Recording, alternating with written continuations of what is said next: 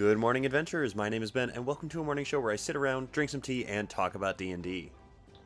That was hotter than I thought it was going to be. Ooh, boy. Anyway, so getting right into it, starting off with T&D today. I have my greatest uncle in the universe mug that, again, I got for pet sitting a friend's rabbit, which is a good time. And I am having some Monk's Blend tea from beantown.com. Super, super good. I still don't really know how exactly to describe the flavor on this one, so I'm not going to try. But it is really, really good, and I definitely recommend it if you are into teas. I guess they're a little bit more bitter, almost. Like they're not like sweet or fruity or anything like that. It's a little bit more like tea-y, you know what I mean? Anyway, getting into what we are actually talking about today, we are talking about 5 common ruling mistakes that I see online places. This is specifically things that I see in different stream games and different games that I listen to, that sort of thing, that I feel like people get wrong often. I've heard about people getting them wrong in home games a lot, and just trying to shed a little bit of light on those things in particular. Now, the reality of it is, it's your table. I'm not here to tell you how to play the game. I'm just telling you what the official ruling actually is on, you know, the game, the way that you're doing these things. You can do it however you want to. Whatever works best for your table is up to you. I'm not here to tell you that it doesn't. But I'm going to tell you that the book disagrees with you. However, the beginning of the book has the disclaimer that's like, oh, these are guidelines, not real rules. So, whatever. Anyway, getting into it, these are not in any particular order. They are just in the order that I came up with them when I was trying to decide which ones to talk about in this video. So they aren't like ranked most common to least common or least common to most common. It's just whatever came into my head as I was trying to set these up, because I would have to go back and do a lot of research to figure all that out. So anyway, let's dive into it, shall we? First up, we have death saving throws. So there's a few different things that go with death saves. I don't really know the best way to like break this all down, so we're just going to start talking about it, and then we'll get to it. I have a couple of bullet points here that I want to hit on, and we're going to see how far it gets to, or how long it takes us to get to those things.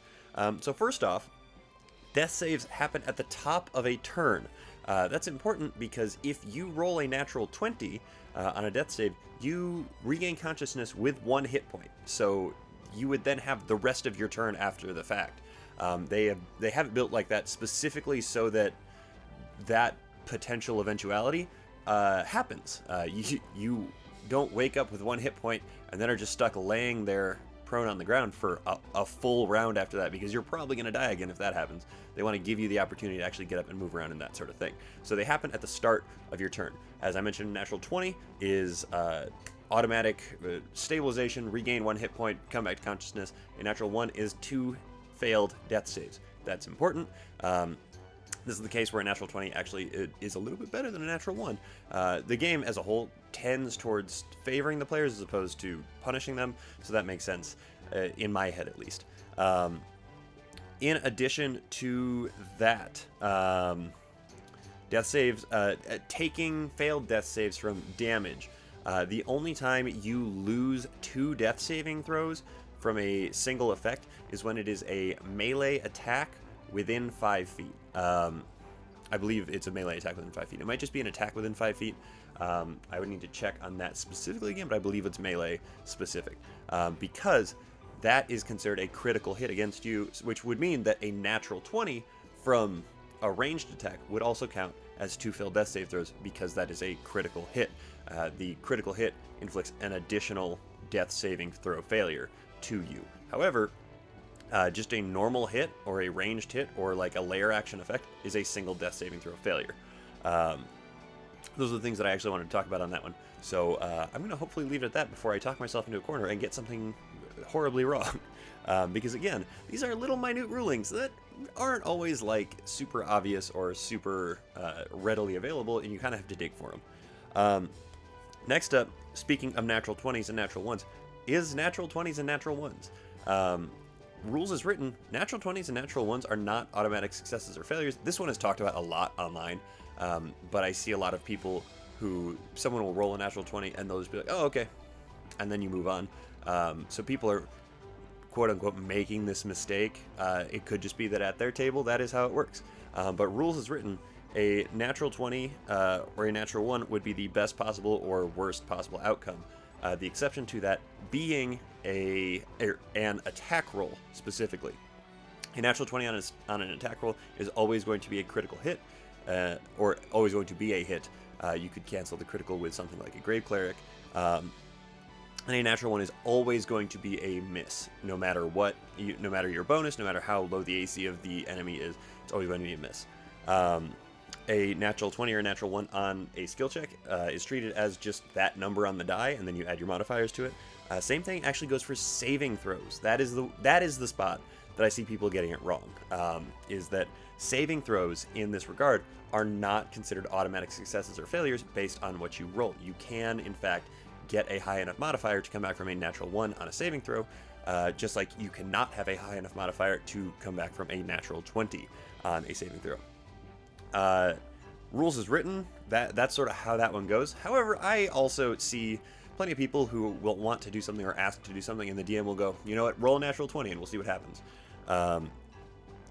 And that just that's not in the book. That's just a seat of your pants kind of decision by the DM, which is most of what D&D is. If you haven't DM'd, I hate to break it to you. If you have DM'd, you know exactly what I'm talking about. All right, so third on the list here is spellcasting with regard to action economy. This one is weird. There is the wide understanding that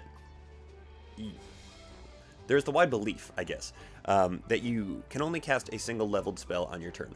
That is not the case technically. The way that it works is that if you cast a leveled spell for your bonus action, which means a spell that has a casting time of 1 bonus action that has a spell level associated with it, then you cannot cast additional leveled spells throughout your turn.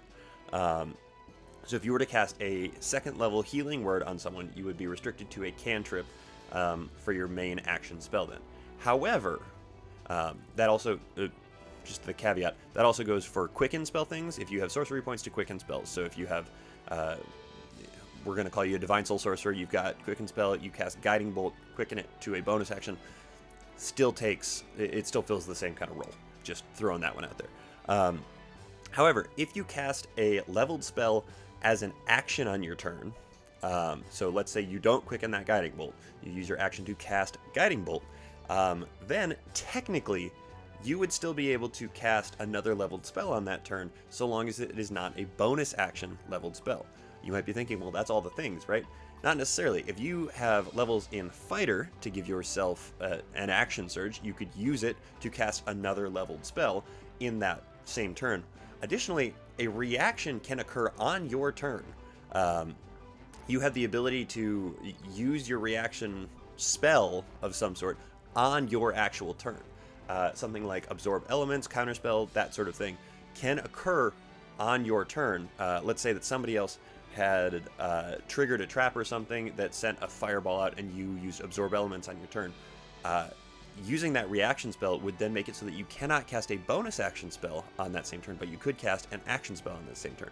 The restriction is really only that if you use that bonus action to cast a leveled spell, then you can no longer cast a leveled spell in that same turn. It's convoluted and complicated, and I hope that that makes sense to anyone. Really, everything shuts down when that bonus action is used to cast a leveled spell. Otherwise, you're not super restricted, all things considered. The only issue really is that there aren't... God, now I'm thinking... I don't think that there's any bonus action cantrips that are, like, damaging in some way that you would use in that capacity, but I don't know for sure. I can't remember. You can always quicken a cantrip, so you could quicken an Eldritch Blast or something like that. But I don't think there are really any bonus action cantrips. I will look at it immediately following this video, and I'm going to feel stupid if I'm wrong there. So know that if you caught that and I'm wrong, then I already feel like an idiot, but you can tell me about it anyway. Moving on from spellcasting, one of the things, number 4 here, one of the things that I have seen over and over and over, time and time again, is the held action, quote unquote, thing that happens, that people do. The reality is, a held action is it's not an action. It's not something that is in 5th edition Dungeons and Dragons. You can take the ready action on your turn, but held action, I believe, was popularized. It could be from older editions. I don't know enough about the action economy of older editions to know for sure, but it could be. I believe that it is popularized into the mainstream now via shows like Critical Role, Dimension 20, that sort of thing, that use that sort of vernacular to actually talk about the things that they are doing in combat in their show.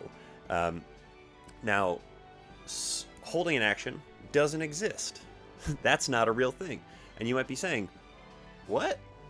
And the answer to your what is that the ready action exists in that same sphere. The ready action is an action that you take on your turn to ready an action. You spend your action on your turn preparing for something. You can declare pretty much whatever you want in terms of something that would take an action in the action economy. And then you hold it until the triggering effect that you have declared, which then uses your reaction to use. So essentially, you have traded in your action for a reaction further down the line. An issue with this in a lot of different ways is that the ready action is mostly intended, as far as I can tell, for like ambush, that sort of thing, because it... what are the order I want to say these things in? If you are a martial class, we'll start there. This is the most simple one. Your extra attack feature states that you can take an additional attack in addition to the single attack that when you take the attack action on your turn. So if you are a martial fighter and you ready an attack action, you only get the one attack. You don't get to swing twice at this thing. If you are a spellcaster, it's even worse because it requires your concentration to ready a spell. You begin casting it and you immediately begin concentrating on that spell, which means that any concentration spell you would have up is lost. And because you are concentrating on that spell, any damage you take will require you to make a concentration check. And if you fail that concentration check, you lose the spell and you've burned your action on your turn, not doing anything at all. Now, the number of people that I know of that actually play it this way is abysmally low. I don't even play it this way, and I'm a big by-the-book kind of person when it comes to my games. So it's just one of those things that everybody is kind of like hand-waved away. Nobody really reads it. Nobody really pays attention to it. But a ready action is not actually all that great, in all honesty, in all reality. Which is why we've sort of forced this held action thing into the action economy vernacular instead. And that's just how it goes. Fifth and finally, we come to surprise and surprise round. In 5th edition Dungeons & Dragons, there is no such thing as a surprise round. I know that it was a thing in older editions. It's a thing in other games. There is no surprise round in 5th edition Dungeons & Dragons. Surprise is instead a condition that you can be afflicted with, we'll say. You can be under the surprise condition, but that is all that it is. It is a condition. And the way that this actually ends up working in gameplay then is that the second anything would begin a combat encounter, like if the rogue is sneaking up on somebody and says, okay, and I throw the dagger or I stab the guy or something like that, immediately there, that is the triggering event for initiative. Everybody rolls initiative, and including the people who would be surprised. And there's no surprise round. The first round of combat proceeds as normal. And the thing with that one really is that you need to get to them before it gets to their turn. So let's say that the rogue is sneaking up on a guard and a noble, and he's going to stab the noble before the guard realizes. If the noble goes before him, if the rogue rolls a 14 initiative, the noble rolls a 16, and the guard rolls a 7, the noble's turn would come first. he would spend his turn becoming unsurprised, essentially. That would be all that he does on his turn. He can't move, take action, bonus action, anything like that. But he would not be under the surprise condition for the actual attack that would then occur on the rogue's turn. The guard would remain surprised until it gets to his turn, at which point he would then have the surprise condition lifted from him at the end of that first turn. It's a weird, like, very nitpicky kind of thing, but it's something that I have actually seen in a couple of different places, not that many, but a couple of different places, people talking about how they think that there should be an alternative initiative that is based on wisdom and perception as opposed to just straight dexterity because of this specific instance. I don't know. Most people just go with a surprise round because it's easier that way. This one doesn't come up that much for me, so I don't really worry about it. But it is technically, by rule, a condition as opposed to a round that you have to deal with. Those are the 5 rules that I see most commonly misruled in 5th edition Dungeons & Dragons. If you think of any, please let me know in the comments. Please let me know in general. I like the books a lot. I would definitely redo a video like this and talk about more rules that people get wrong a lot because, again, I like reading the rules and I like doing stuff like that. Before we get to what the streams are today, I just want to say, I keep forgetting to stick this in there. It's in the description of every video, every podcast. But the music that you hear in the background of these videos now is from Arcane Anthems. He is amazing. He composes all of his own music. It's all royalty-free RPG music. You can find him on Apple Music, Spotify, Patreon, a bunch of other places. He does amazing work. Please go check him out. Thanks to Arcane Anthems for all the music. It's really great. Moving on to the streams that we have coming up this weekend, because we're rolling into the weekend here, which means we got a long list of stuff to do. I asked for stream suggestions and all that the other day, and I got a lot of them. So we have quite a bit to actually talk about right now. Friday, today, in terms of streams / podcasts / shows, whatever that come out today, we have Mayhem D&D, Off the Rails, Oxventure, Just Roll With It, The Strings of Fate, Rolling with Difficulty, World of Low, and The Crown DM. That's a lot to deal with. That's a lot of different shows. Definitely enough for you to get your D&D fix. On Saturday, weirdly, Saturday is the day that has the fewest that I have been told about, that I have found so far. It's just Dice Funk. So good on you, Dice Funk, for locking down Saturday, I guess. And then Sunday, we have another big lineup here. We have Super Idols, Roll for Your Life, Grinning Griffin, Dungeon Drunks, Library of Nightmares, The Chaos Brigade, Rise of the Forsaken, Chromatic Dice, the Stradcast, and High Rollers. That's a lot of different names. Please check these people out. They do amazing work. They're putting a lot of time, effort into making these shows for the world to see, and who doesn't love a little bit more D&D, honestly? So check out any of those shows. Please do let them know that I sent you. I don't know. That could be fun. But yeah, I believe that is everything that I have to talk to you guys about. Thank you so much for an incredible first week of this show. It's been fantastic to get back into it. I really had a good time. I hope you guys are having a good time. I'm enjoying getting to sit down and talk a little bit every single day again. So, with all that said, that is everything I have for you guys. Drink tea, play D&D, and keep on rolling.